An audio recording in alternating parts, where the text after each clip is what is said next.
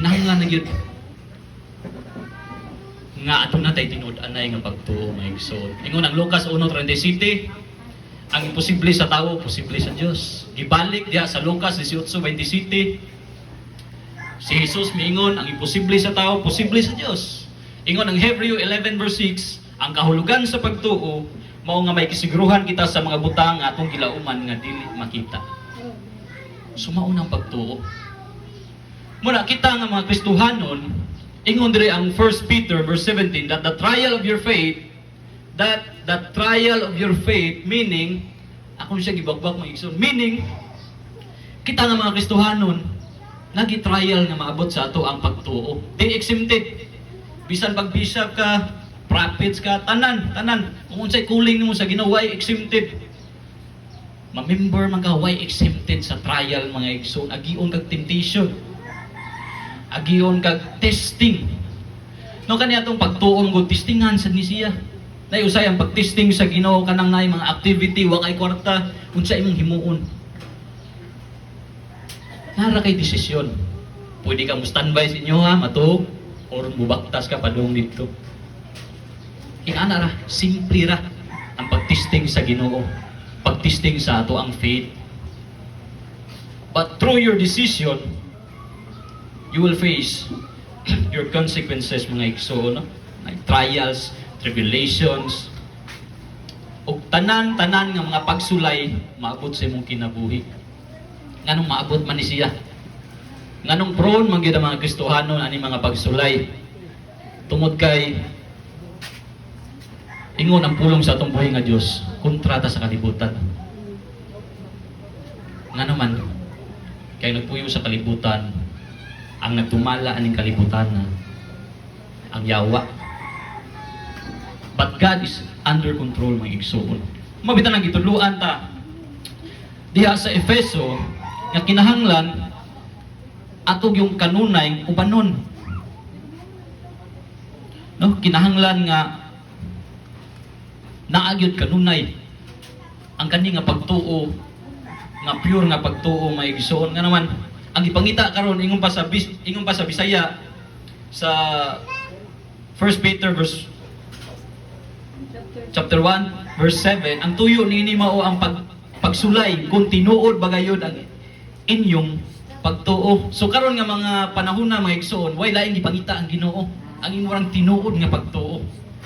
Nga naman mao na siya gikinahanglan nato karon nga mga tuiga. Mo na gikinahanglan nato para kita magpadaugon sa tanang mga pagtintal ug pagsulay nga ihatag sa daotan si mong kinabuhi. Mabitan ang gitudloan ta sa Efeso 6:16, ingon ra dad-a kanunay ang inyong taming nga mao ang inyong pagtuo. Kay pinaagi niini makapalong kamo sa tanang nagsiga nga ipana kaninyo sa yawa. Maunay na kanindot. Kinahanglan ang kani nga taming kanunay nato ibutang sa atong kasing-kasing. Nga panahon nga tistingan ka, andam kanunay. Andam ka kanunay sa mga saad nga imong gipangutan sa imong kinabuhi. Di ka basta-basta mapukan nga naman. Naa kanimo ang taming nga mao si Jesus Christ. O kinahanglan dal-o nato kanunay ini tipigan kanunay sa itong kasing-kasing kay kung ang atong pagtuo atong isalikway mao na time nga ato nang hatagag higayon ang yawa. O ta na ingon sa Efeso 4:27 nga ayaw hatagig higayon ang yawa. So kung imong pagtuo maigsoon imong kalimtan imong isalikway ano na time nga musud ang yawa sa imong kasing-kasing sa imong unahuna mao nang nga to ang kinabuhi mahimong negative. No, that is why some Christian possess a negative attitude because of allowing Satan to enter in his heart. Tungod sa ato ang pag-allow, ano na, mapuno ta sa negative nga emotion, sa atong unahuna, imbes nga positive ang atong unahuna, usahay, linlahon ta sa dautan. Pinaagi sa ilahang tricks. Mao ginay nang biruan nga tricks sa yawa, linlahon kaniya ang imuhang pulong, ang imuhang hunahuna, iyahan ng dauton pagayo. aron mawa ka sa focus, aron makalimot ka sa Ginoo. Mao ni trabaho sa yawa gyud. Mabitang ang kita nga mga Kristohanon, no, bisag Kristohanon mawala, nganong mawala man. Tungod kay kulang ilang pagtuo. Adunay pagduha-duha sa ilang pagtuo. Mo nang gitudloan ta bisan dira sa Santiago 1 verse 6. 1 chapter 6 ingon dira, apan papangayua siya uban ng pagtuo sa wala pagayoy pagduha-duha. Kay nagduha-duha sama sa balod nga mosunod bisag asa huy pa sa hangin. So klaro kayo nga kung maabot sa atong punto mo nang gitudloan ta sa Psalms 46 verse 10 nga be still and know that I am God.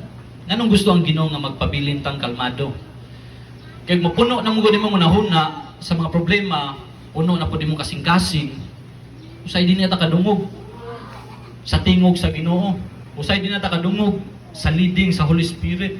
Dili nata kabantay kung asa kita. Mo nang dali na lang kita sudlon sa dautan, dali na lang kita sudlon sa yawa. Nga naman, dili kalmado mo na huna. Dapat pabilin kang kalmado mga igsuon. Kay mao na siya gitudlo kanato ni Jesus Christ nga magpabilin tang kalmado. Ingon dre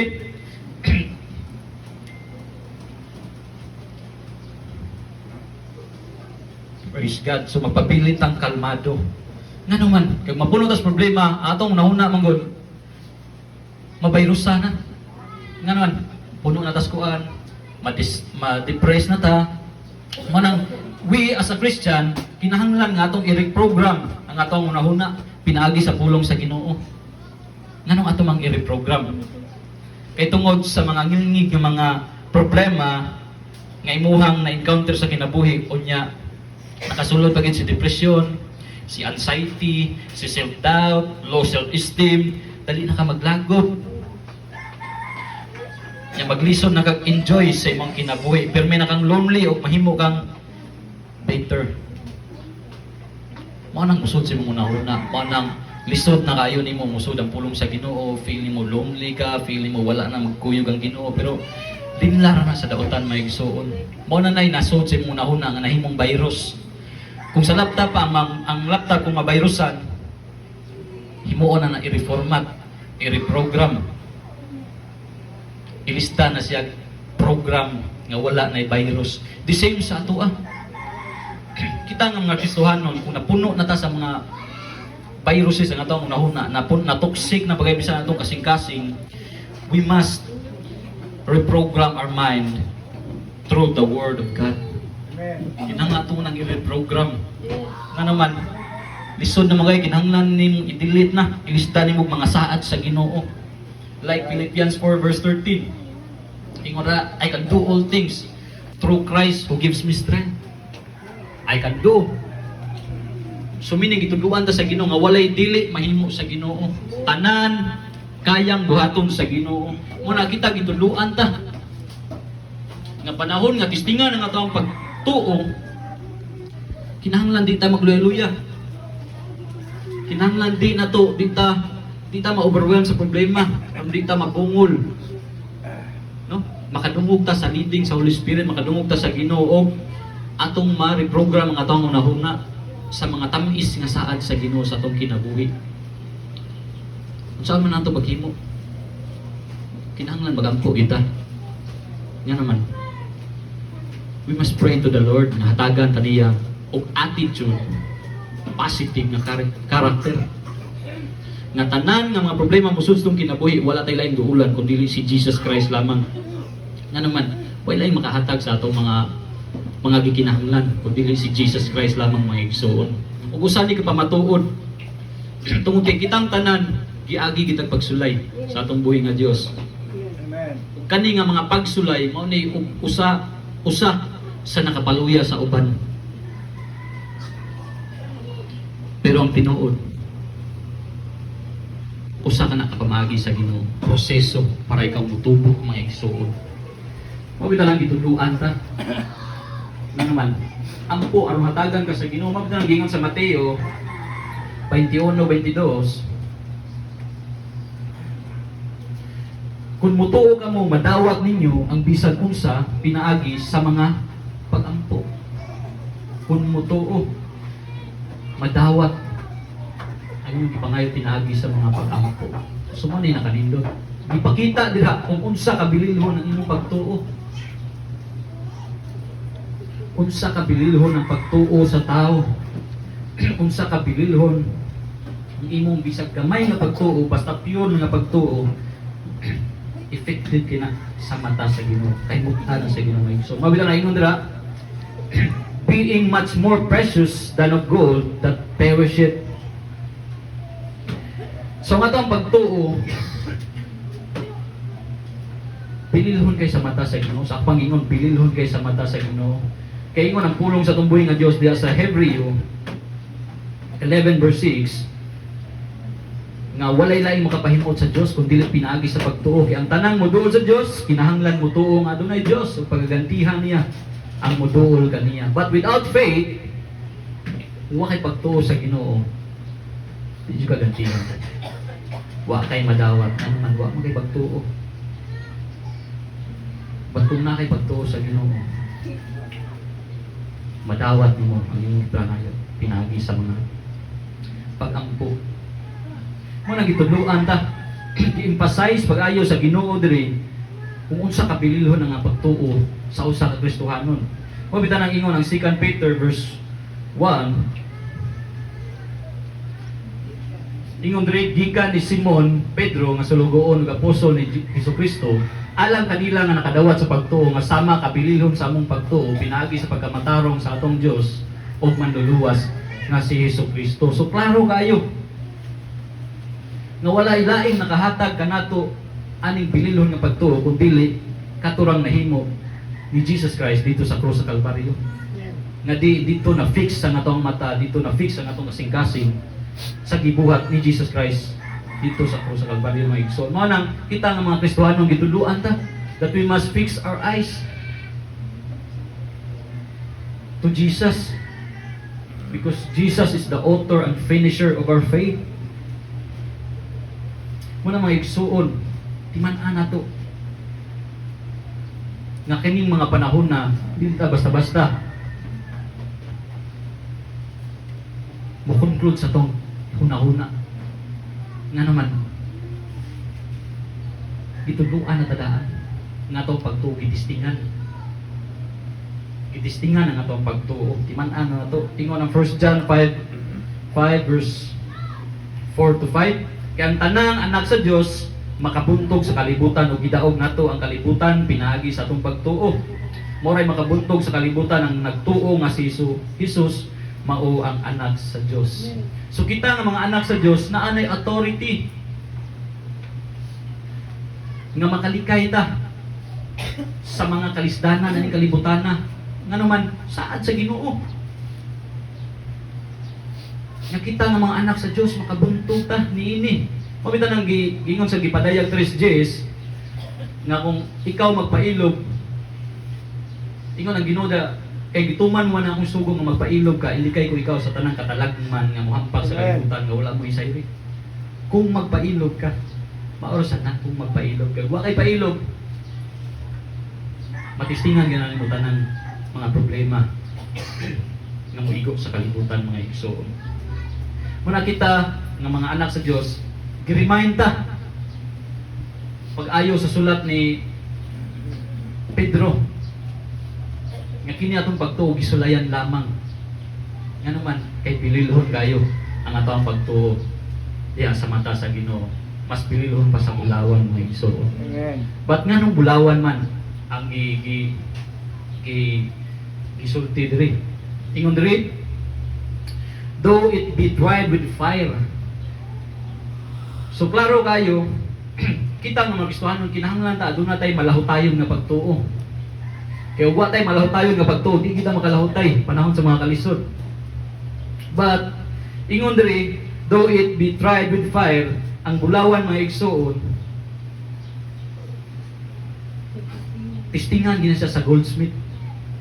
Nung ngilngi kinang process aron makuha niya ang tinuod nga value sa bulawan, agiho na siya pagtunaw, ngilngig nga mga intensity nga dauba na siya pag-ayo aron makuha ang tinuod nga pagkabulawan niya, pure nga pagkabulawan.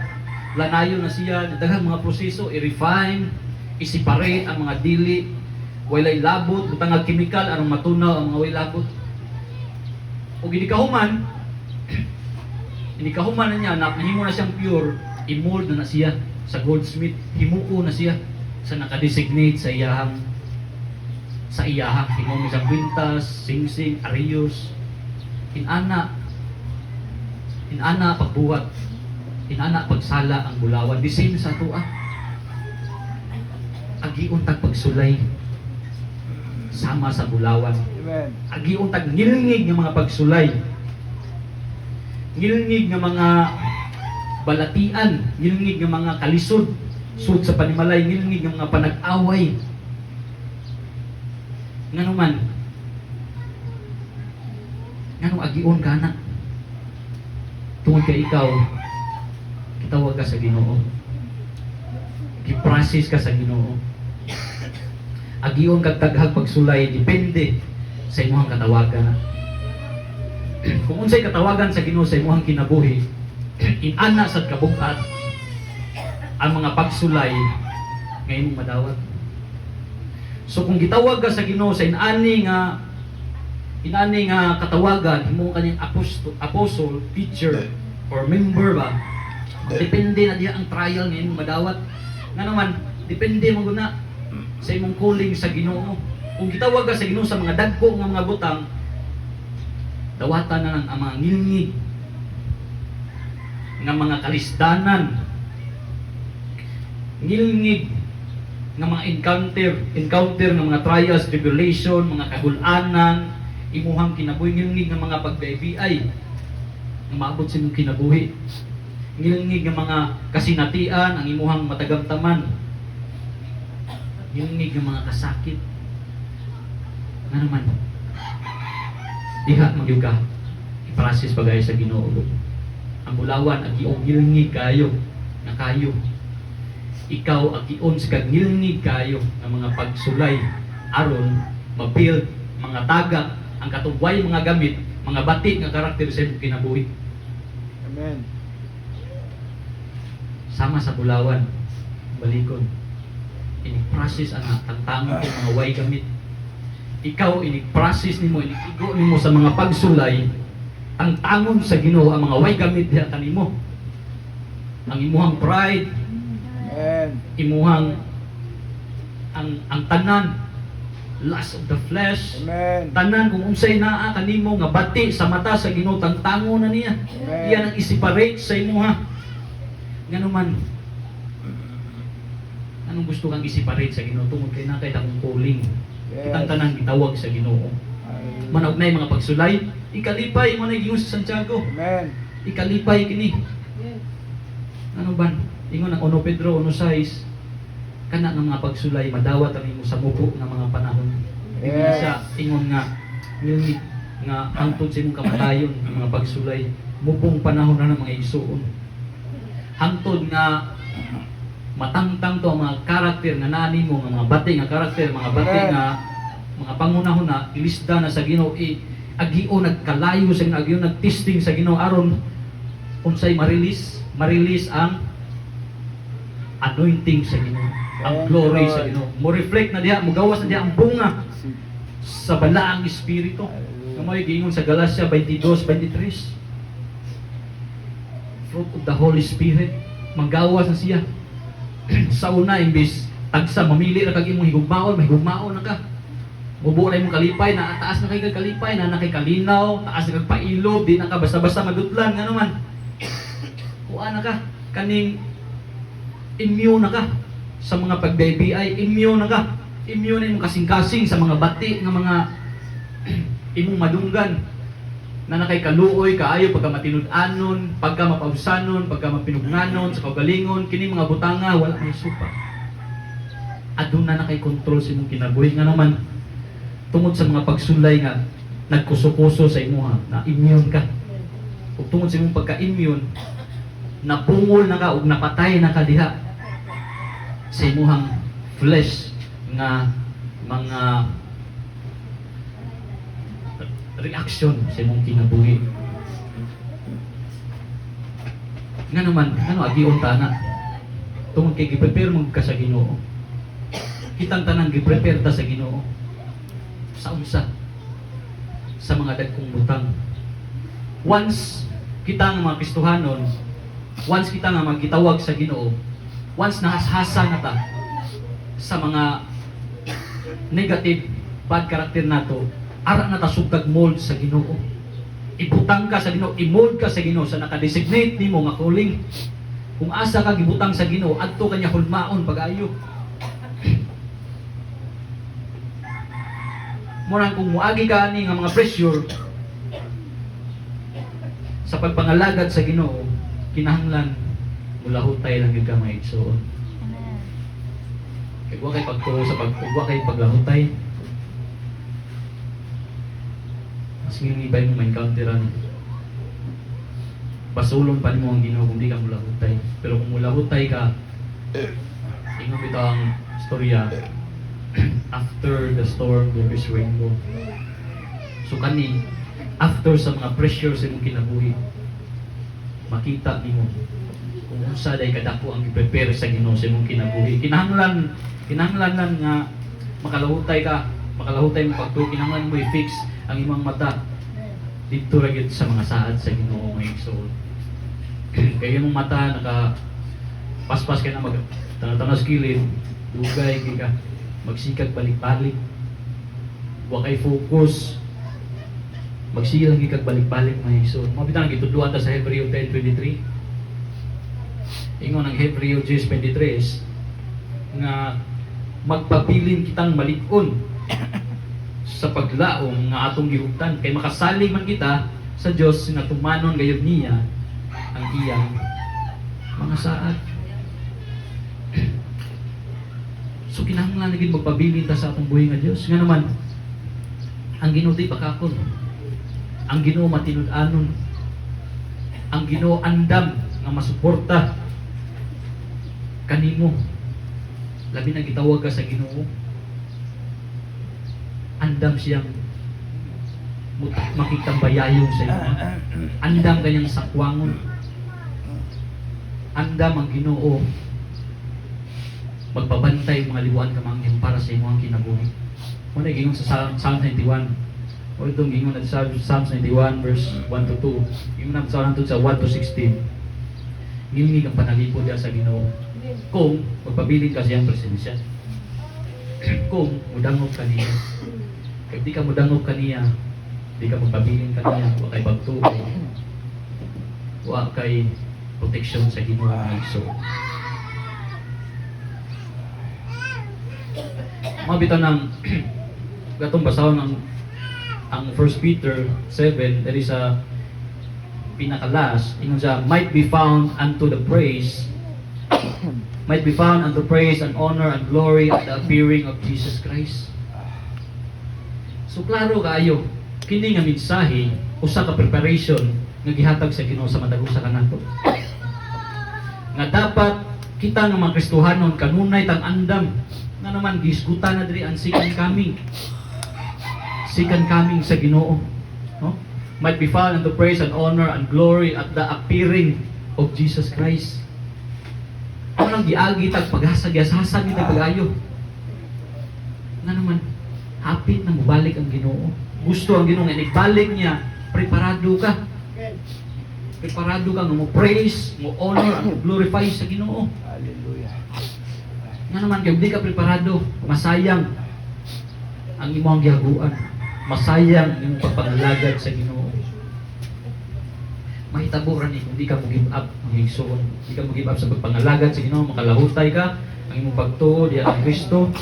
Pag ang mga trials, tribulations, usa lamang ka na sa pagtawag sa Ginoo sa imong kinabuhi. Gusto ang Ginoo makahinumdum ka. Nga naman, kay bisan to nagsigitag simba, usahay. Usahay. Hindi mo na itong attendance. kinahanglan aduna tay preparasyon sa tong kinabuhi gyud mga igsoon kay mo ng Tesalonica 5:1-2 mga igsoon dili na kinahanglan nga sulatan pa kamo kung kanus-at mahitabo kini mga butanga kamo mismo nasayod kayo nga ang pagbalik sa Ginoo sama sa usa ka kawatan nga maabot sa gabi. So gi-remindan ta nga ang Ginoo kalit pa gyud ang pag-abot sa Ginoo. Gusto ang Ginoo nga maabot siya ready ka. Kung maabot si kadlawon nagtukaw ka. Kung maabot sa unsang kagnaa-naa ka, andam ka. Kaya aron di makawang ang imuhang pagpangalagad sa Ginoo. Mauna kini nga bersikulo ang 1 Peter 1:7 usa ka pahimangno usa ka reminders nga kita nga mga Kristohanon dapat sa tanan ng mga pagsulay, tanan ng mga trials, tribulation, tanan ng mga ngilngig, ng mga balatian, mga sakit, mga tanan-tanan nga nakasamok sa imuha ato nang unaw-unaon na usa na siya kapag sulay sa pag-purify sa imong kasing-kasing, Amen. pag-purify sa imong karakter nga mahimo kang dakong value sa mata sa Ginoo. Na yun ang conclusion ang gagol nung diri sa last verse Matthew 24:13 apan maluwas ang padayon hangtod sa katapusan. Praise the Lord. Siya tayo dapat ng ulo, magamit po ko itong close.